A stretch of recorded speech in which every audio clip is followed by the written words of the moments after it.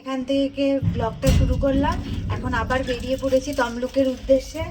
আজকে অন্নপূর্ণা পুজো, আবার বাসন্তী পুজোর অষ্টমী। তো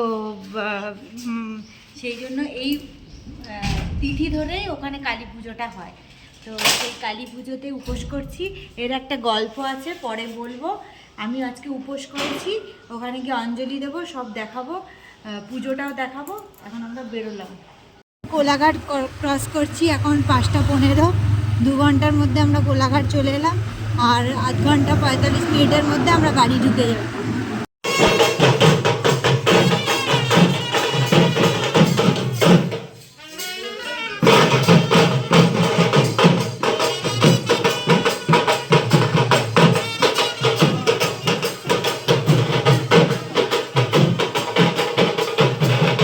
দেখো আমরা বাড়ি পৌঁছে গেছি। আমার ফাস্টিং ছিল, তাই আমি কিছু খাবো না। ওদেরকে চাউমিন খেতে দিয়েছে, ওরা খাচ্ছে। অঞ্জলি দিতে বেরিয়ে পড়েছি। এখন 3:30 বাজে, ভোর 3:30 বাজে। এখন অঞ্জলি শুরু হয়ে গেছে। আবার মন্দিরে গিয়ে দেখাচ্ছি। পৌঁছে গেলাম মন্দিরে, পুজো হচ্ছে। এবার আমরা অঞ্জলি দেব। এখন 4টে বাজে। আমরা অঞ্জলি দেওয়ার জন্য আমি চলে এসেছিলাম মন্দিরে। ওখানে এবার অঞ্জলি শুরু হবে। সবাই বসে আছে অঞ্জলি দেওয়ার জন্য, আমিও অঞ্জলি দেব, তাই বসে পড়েছি। সবাই একসঙ্গে অঞ্জলি দেব।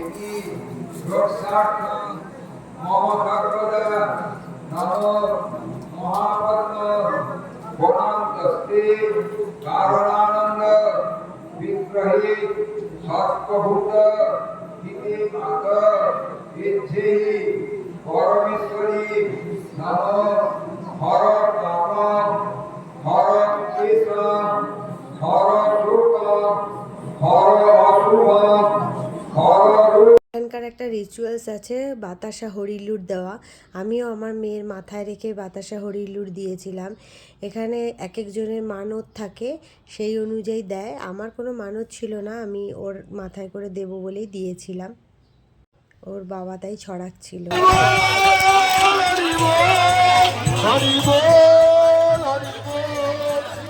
পুজো দিয়ে বাড়ি চলে আসার পর এবার বাড়ির ছাদে চলে গিয়েছিলাম। বাবা বলল, আমার শ্বশুরমশাই, যে তোমরা নিজের হাতেই কাঁচা পাকা টমেটোগুলো তুলে নাও, কাঁচা লঙ্কাও তুলে নাও, খুব ভালো লাগবে। এইগুলো তোলার পর ব্রাহ্মী শাক হয়েছে, কত সুন্দর দেখবে ব্রাহ্মী শাক হয়েছে। তো আমার ভিডিওটা তোমাদের কেমন লাগলো জানিও। আর লাইক, কমেন্ট আর সাবস্ক্রাইব করতে ভুলো না কিন্তু। এরপরে আরও নতুন নতুন ভিডিও আসতে চলেছে, আরও অনেক মজা হতে চলেছে, তোমরা দেখতে থাকো।